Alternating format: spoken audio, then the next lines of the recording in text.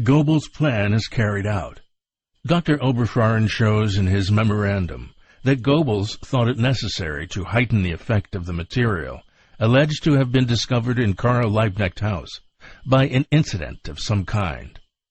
He thought that he would achieve the greatest success, we continue to give Dr. Oberfahren's account, by a series of acts of arson, which were to culminate in a fire in the German Reichstag on February 27th.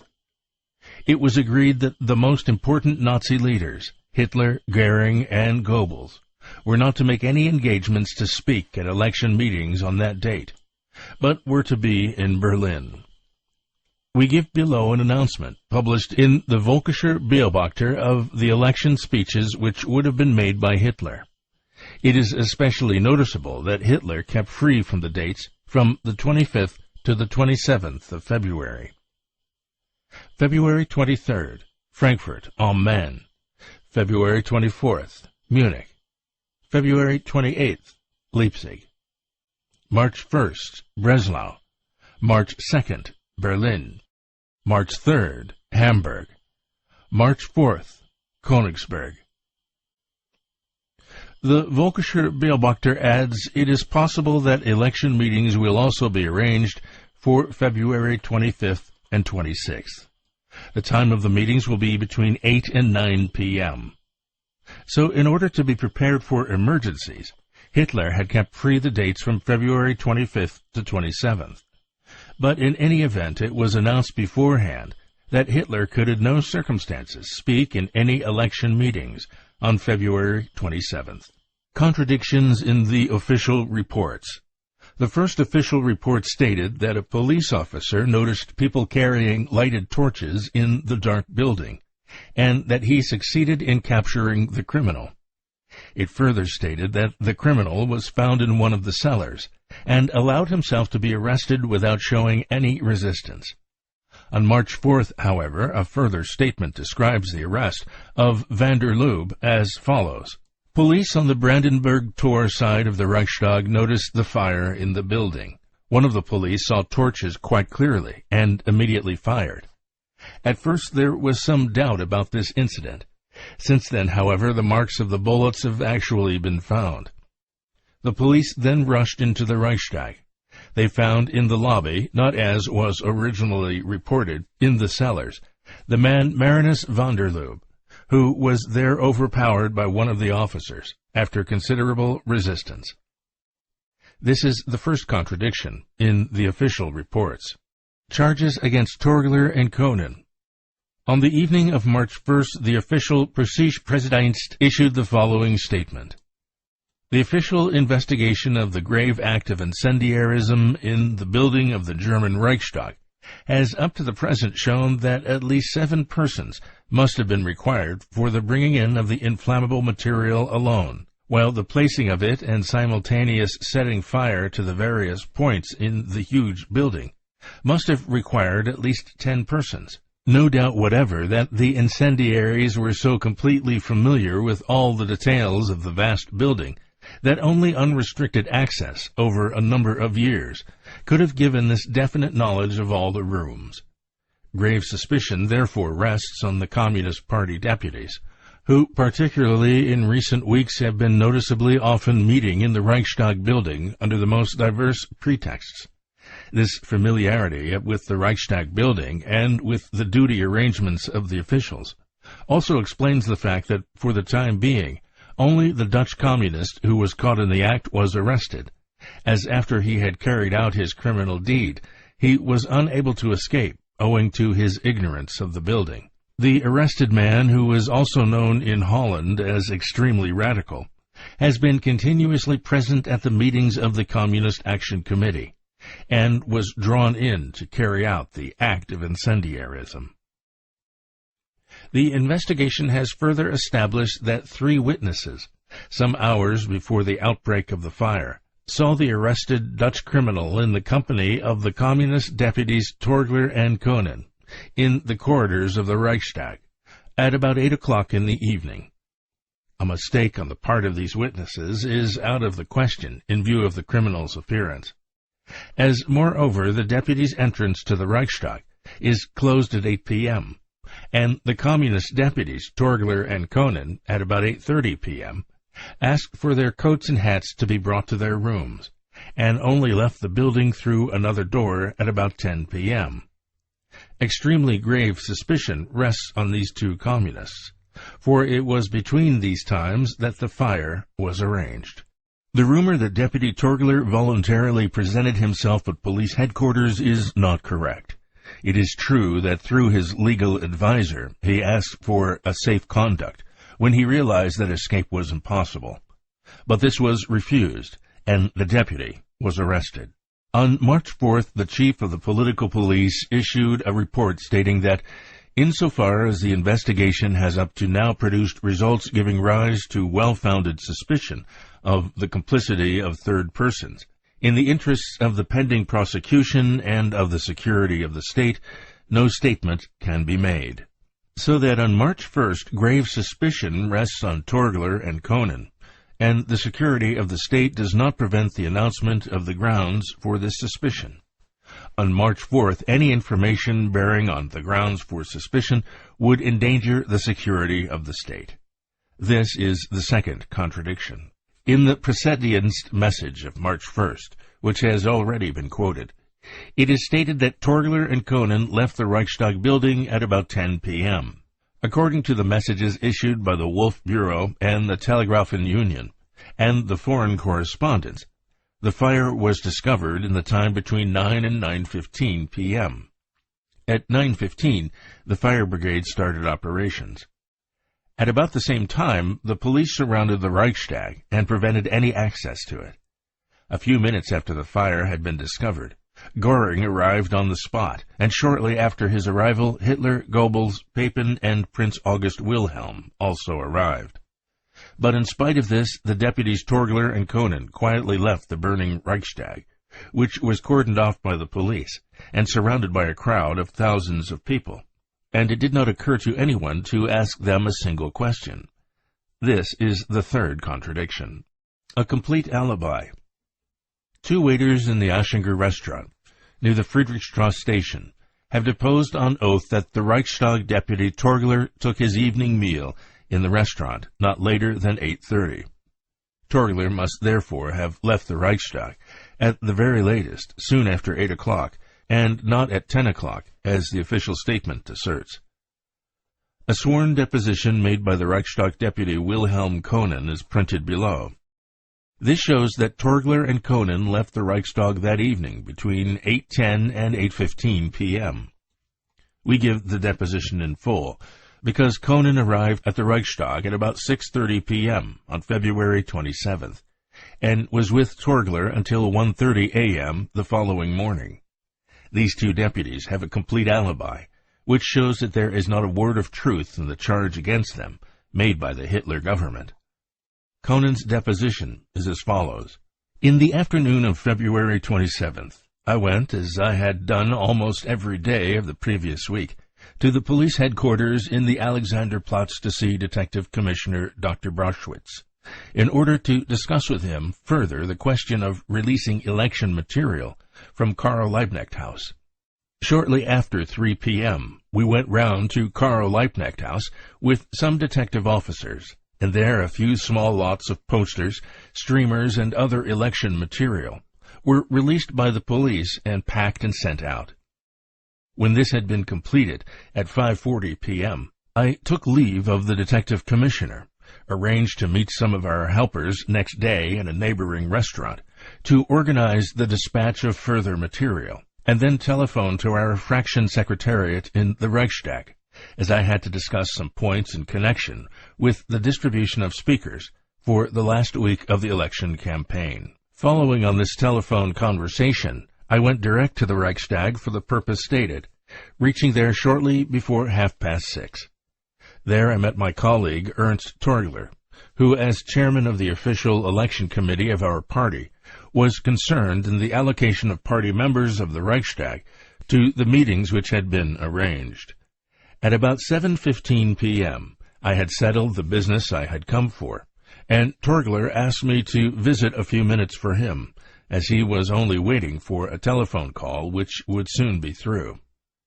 Then we could go and have a meal together. I then told him of the constant difficulties which were being made over the release of election material from Karl Liebknecht House. We agreed that Torgler, as head of the party's Central Election Committee, should telephone to Dr. Dials, head of the political section of the Berlin police, to lodge a further protest against the withholding of election posters and other election material. This conversation with Dr. Dials took place at about 7:30 p.m. Following on this, I got myself put through to the assessor, who, as Dr. Dials' right-hand man, was responsible for handing over the material, and put my point of view as to the difficulties which were being created, also discussing what had to be done the following day, in connection with which I had already made a further appointment to meet the detective commissioner at Karl Liebknecht House. After this telephone conversation with police headquarters, Torgler had another telephone conversation at about 7:45 with the lawyer Dr. Rosenfeld. Then, as the call from a party friend, which he had been expecting since 7 o'clock, still did not come through, he telephoned down to the porter at door 5 and asked him, in the event of a call coming through to him after 8, when the exchange in the Reichstag is closed, to call him down on the internal telephone from the fraction secretariat room. Meanwhile, the cloakroom attendant at the south door telephoned to ask whether Herr Torgler was now leaving, or whether his hat and coat should be brought up as usual to the secretariat room. Torgler asked for his things to be brought up to him, and this was done at about 8 o'clock. At 8 o'clock, the cloakroom and door 2 are closed. Then, at last, at a couple minutes past 8, the call which we had been waiting for came through, and had to be dealt with by the porter at door 5, the only door still open. Torgler was called down on the house telephone, and naturally, having to come down from the 3rd floor and not wanting to keep his friend waiting unnecessarily, he lost no time over getting down. A few minutes later, Torgler returned from the porter's office direct to the fraction room, and soon after that we put on our things, and together with the woman secretary of the fraction, left the Reichstag through door 5 at perhaps 8:15. So far from leaving the building in flight, as is alleged, it so happened that we left the Reichstag building that evening at a much slower pace than we had ever done before. The secretary of the fraction, who went out with us that night, was suffering from an inflamed vein, which made it difficult for her to walk, so that we went at a snail's pace.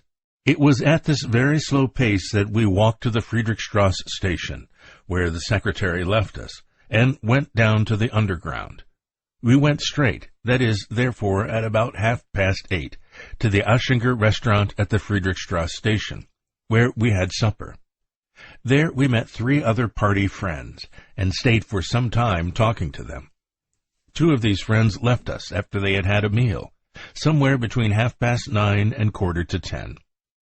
At 10 o'clock there was a change of shifts for the waiters, so we paid our bills shortly before 10. It was already past 10 o'clock when the new waiter came to our table and, addressing me by name, said, "Herr Koenen, have you heard? The Reichstag is on fire." I was astounded, and replied, "Man, are you mad? It's quite impossible." He answered excitedly, "No, it's true. All the taxi drivers say so. You can ask them at the counter by the door. Thousands of people are already collected there." Thus it was that we came to learn of one of the most monstrous crimes in the history of the world. Signed, William Koenen. This affidavit exposes the 4th contradiction in the official reports. The message issued by the Preußische Präsident of March 1, 1933, states that Torgler did not present himself at police headquarters, but that he was arrested. The deposition printed below, which was given on oath by the barrister Dr. Kurt Rosenfeld, who accompanied Torgler to police headquarters, shows that this statement is untrue. On the morning after the burning of the Reichstag, Herr Ernst Torgler rang me up on the telephone and asked me whether I was willing to go with him to police headquarters, where he intended to go in order to rebut the charges which had been made against him in connection with the Reichstag fire. I expressed my willingness to go with him, and at once telephoned to police headquarters to inform them that I should be coming at once with Torgler. If I remember rightly, I spoke to an official of the name of Heller, then drove to police headquarters in a car with Torgler, and asked to see Herr Heller, to whom I said, "This is Herr Torgler, and I must ask you to question him in connection with the charge that he is supposed to have had some sort of connection with the Reichstag fire." The news that Torgler had presented himself voluntarily to be interrogated brought several police officers into the room where I was, asking, "Is it true that Torgler has come of his own accord?" Herr Heller then went with Herr Torgler into another room, while I waited in the anteroom. After a long time, Herr Torgler came out of the room again, and we waited together until Herr Heller called us both into another room, and in my presence declared that Torgler was under arrest.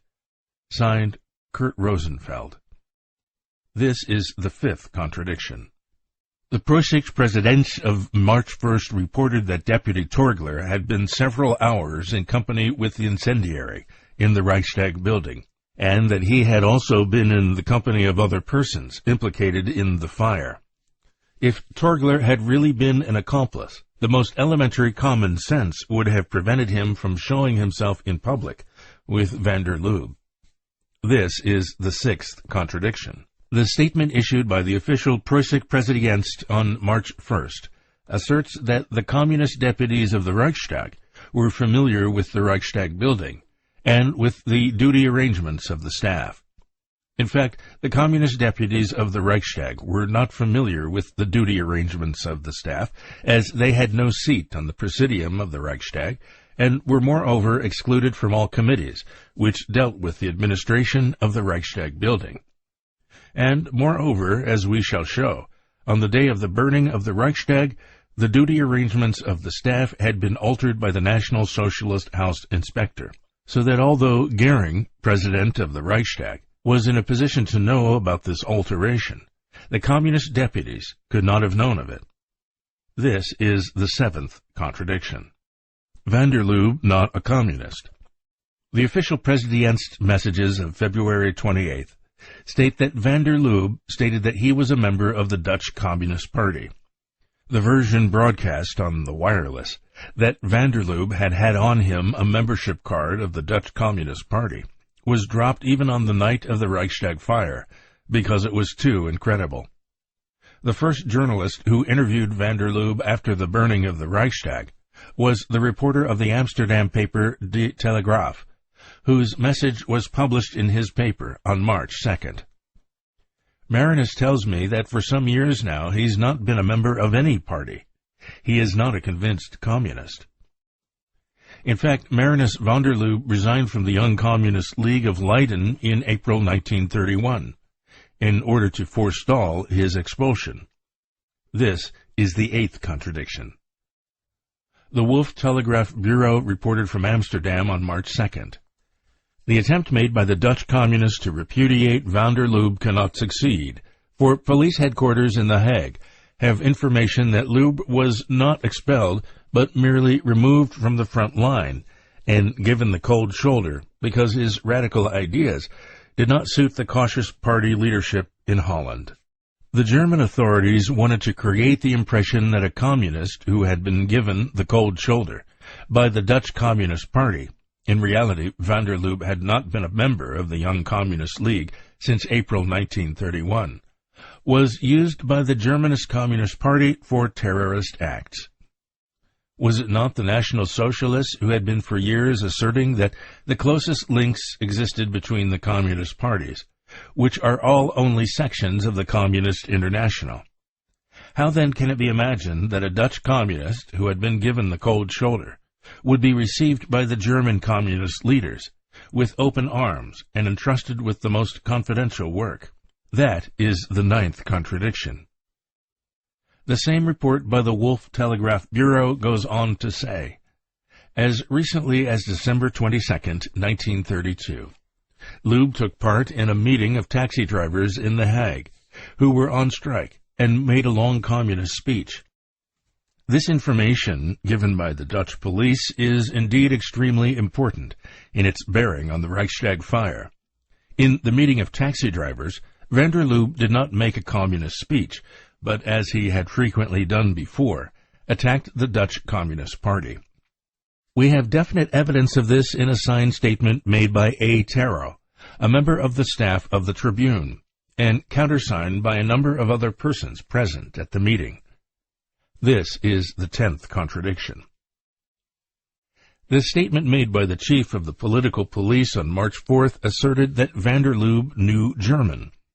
Statements by everyone who knew him, and also the statements made by the journalist who visited him in prison and spoke to him, are all unanimous that van der Lubbe only speaks broken German. The local Anzeiger of February 28th states that van der Lubbe was interrogated with the aid of an interpreter. This is the 11th contradiction. The same statement made by the chief of the political police says, van der Lubbe is also known to the police as a communist agitator. On April 28, 1931, he was arrested by the police in Gronau in Westphalia for selling postcards of communist tendency. In actual fact, van der Lubbe did sell postcards at Gronau in Westphalia. They were postcards of himself and his friend Hovelda. The postcards bear the following text in 4 languages: Workers' Sports and Study Tour of Marinus van der Lubbe and H. Hovelda through Europe and the Soviet Union. Start of the tour from Leiden, April 14, 1931. There is not another word on the card, not the slightest indication of communist agitation. Van der Lubbe was arrested merely because he had no license to sell the cards on the street. This is the 12th contradiction. The chief of the Berlin political police further stated, he, van der Lubbe, in his examination, only admitted the true facts of the case insofar as he was confronted with witnesses. A few lines lower down, the same report says, he, van der Lubbe, confessed every detail. No names of eyewitnesses of the act of incendiarism have been given by the Hitler government. Even the official Preußische Präsident did not assert that van der Lubbe had been seen setting fire to the Reichstag by the police or anyone else. And if this is so, then, according to the statement issued by the chief of the political police, he did not make any confession. On the other hand, the same police official states that van der Lubbe confessed every detail. This is the 13th contradiction. The so-called national press, which is inspired by the police, announced the day after the Reichstag fire that van der Lubbe had been in Moscow and had been trained there. In reality, van der Lubbe had never been in the Soviet Union. He went direct from Leiden to Germany. This is the 14th contradiction. Van der Lubbe left Leiden between the 13th and the 15th of February. According to a statement published in the Vossische Zeitung of March 2, 1933, he spent the night of the 17th through the 18th of February in a hostel at Glindau near Weerden. On February 18th, he went on foot to Berlin. In an interview which the criminal commissioner Heise gave to the Dutch press on March 13th, he stated that van der Lubbe had made the acquaintance of communists at labor exchanges, and through them was brought into the Communist Action Committee. Van der Lubbe did not arrive in Berlin until the evening of Saturday, February 18th at the earliest. On the Sunday following, February 19th, the labor exchanges were closed.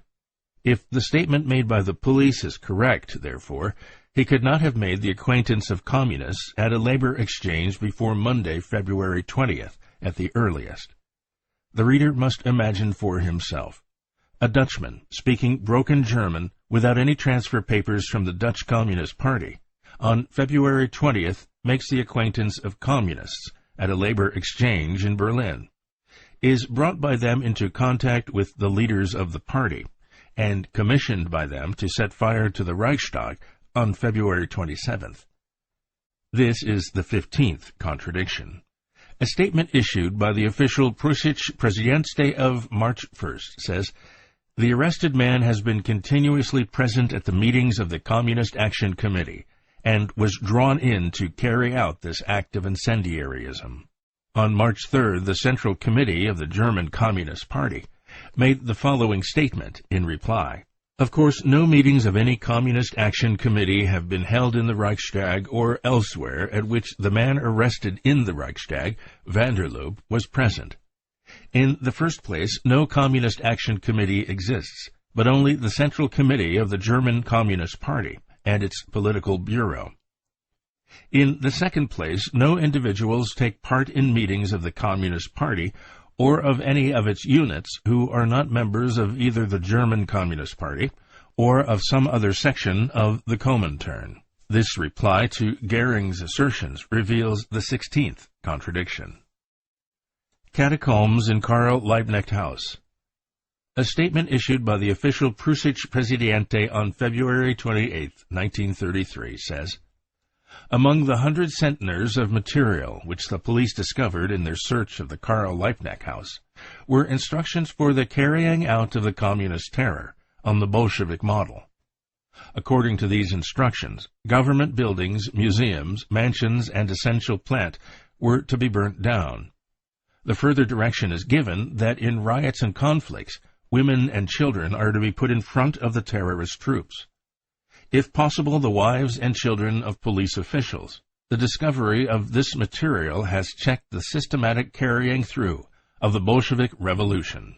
The Reichstag deputy Wilhelm Koenen, who was constantly working in the Karl Liebknecht house during the last few days of February, as a leading official of the Communist Party, describes the searches in Karl Liebknecht house as follows. In the forenoon of February 17th, a gigantic crowd of detective officers, accompanied by several companies of ordinary police, rushed into the building and occupied every room. Every corner, every cupboard was thoroughly searched. They had taken the precaution of bringing skilled workers with them to take to pieces the desks, for which there were no keys. All the cellars, too, were carefully searched. In the cellars, as usual, there was only the material which had been left over from various campaigns, or had been returned to the office in the course of years. In the basement rooms there were also supplies of paper and bookshop stocks. On that occasion the police inspector still considered it necessary, at my request, to show me any papers confiscated as suspicious, and to state that they were confiscated or to give me a receipt for them.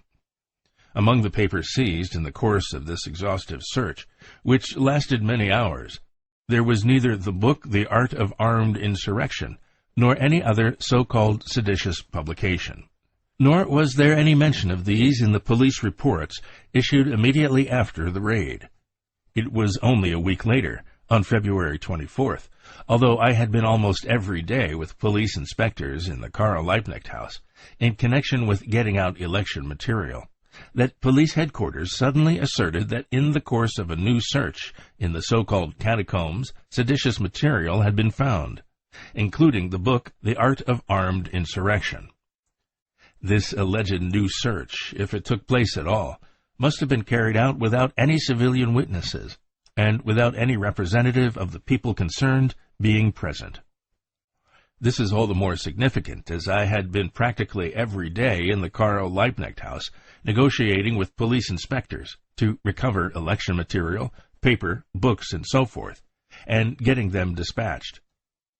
Although I was therefore available every day, I was neither summoned nor even informed when the alleged discovery was made. It would have been particularly easy to inform me of it, as I was there on the 24th, on Saturday the 25th, and again on Monday the 27th, and was talking to detectives and inspectors in connection with the delivery of the material recovered from the police.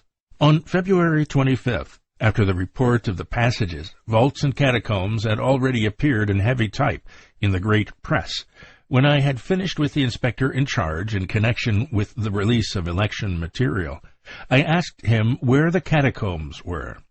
A number of comrades who were helping with the dispatch of the election material were also present. He then, to our surprise, pointed to a trap door about a yard wide in a room on the ground floor, which was used as a porter's office. The trap door was raised so that we could see a ladder leading down into the basement.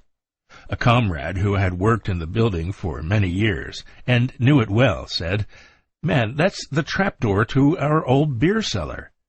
We all laughed and asked the same question. Is that supposed to be the catacombs? The inspector answered only with a rather embarrassed nod. That part of the building used to be an inn. The explanation of the passages through which people were supposed to be able to get away to other streets is equally simple. Karl Liebknecht House is a corner house, which, as an office building for commercial undertakings, had storerooms and working rooms in the basement, and these were described by Goering's police as vaults, passages, and catacombs. These two statements expose the 17th contradiction in the official reports. Signal for civil war, the Preußische Präsidentin announced on February 28th. The burning of the Reichstag was to be the signal for a bloody insurrection and civil war. Looting on a large scale had been organized for Tuesday in Berlin.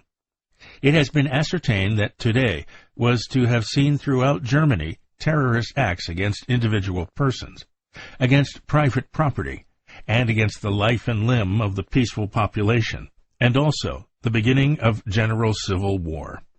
The Vossische Zeitung of March 4, 1933 reported, "The work of the police has up to the present prevented the material being put into the hands of every communist.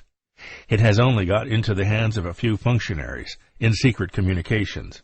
The last search of Karl Liebknecht House took place on February 24th. It was on this occasion that the terrorist material is alleged to have been found. The political police state that the instructions for the terror did not reach all communists, but were only known to a few functionaries, so that the German Communist Party would have had to circulate through every area in Germany in the 3 days between February 24th and 27th, the materials stored in the Karl Liebknecht House. Secondly, within the same 3 days, it would have had to get together the special groups who were to carry out the terrorist acts. Thirdly, it would have had to instruct and train these groups to carry out the terrorist acts. And fourthly, it would have had to prepare and organize the rest of the members for the civil war, which was to be unleashed through these terrorist acts. In February 1933, the German Communist Party had over 300,000 members, distributed all over Germany. The party would have had to work miracles to organize within 3 days for the carrying through of all the plans attributed to it by the official statements. This is the 18th contradiction. The incriminating material has not been produced.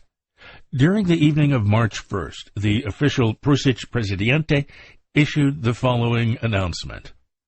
The Prussian Ministry of the Interior states, in connection with the decree issued by the Reich government against the communist danger, dated February 28th, that particularly heavy penalties have been imposed for a number of crimes, because of the grave and acute danger which has been fully established, and of the inhuman and carefully prepared system of unrestricted communist terror. Germany was to have been thrown into the chaos of Bolshevism. The assassination of individual leaders of the nation and of the state, outrages against essential services and public persons, the seizure as hostages of the wives and children of prominent men, were to produce fear and dismay among the nation, and cripple any attempt at resistance on the part of the citizens. The Reich Commissioner for the Prussian Ministry of the Interior, Minister Goering, will in the very near future make public the documents which prove the necessity of all the measures which have been taken. The enormous amount of material is being sifted once again, and a final examination of it is being made with a view to ensuring that the security of the state cannot be further endangered by its publication. Up to the present time, the documents have not been published. This is the 19th contradiction. Goering denies his own statement. On March 2, 1933, the Deutsche Allgemeine Zeitung and the Tägliche Rundschau published the following messages from the official Preußische Präsidentin. In certain foreign newspapers, the slanderous assertion, emanating from German Marxist circles, is being circulated that the fire in the Reichstag building was organized not by communists, but from the National Socialist side. The originators of this slander have already been arrested, and will be brought to due punishment as soon as the investigation has been completed. Among other things, it is asserted that the Dutch communist who was arrested is in reality an agent provocateur and was induced to carry out the act of incendiarism by leading National Socialists. This is supposed to be proved by the fact that the criminal had used his coat and shirt as inflammable material, but had not even removed the communist documents and his passports, which were found on him.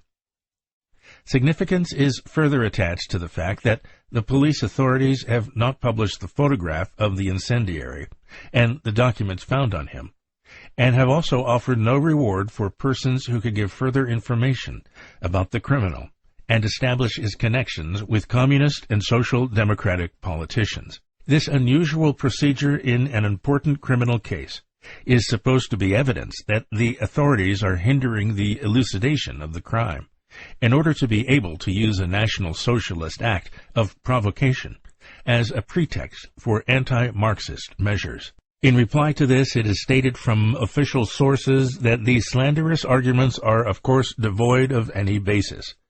The photographs of the criminal and of the documents found on him have not yet been published, purely in the interest of the investigation. Publication will take place in the course of today. Moreover, the Berlin correspondents of foreign newspapers can obtain the photographic reproductions in the course of today from the IA department at police headquarters. The photograph of the criminal will also be handed today to the Dutch police in order to confirm the criminal's identity. This will remove the possibility of further slanders. A specific warning is issued against the dissemination of such slanders. But before the other German papers could publish this announcement, its publication was forbidden. Goering instructed the Wolf Bureau to circulate a statement that the Deutsche Allgemeine Zeitung and the Tägliche Rundschau had been taken in by a communist forgery. Apparently, Goering wanted to make people believe that anyone can simply ring up a newspaper and say, "Preußische Präsident's speaking," and then secure publicity for any kind of story. In reality, telephone messages from press agencies to newspapers are very strictly controlled. Before accepting any message, the editorial stenographer first asks for confirmation from the control. Goering's dementi cannot cause any doubt as to the fact that at first he intended, through the Preußische Präsidente, to bluff the world, and then later, too late, realized the danger of the message and tried to hold it back. This is the 20th contradiction.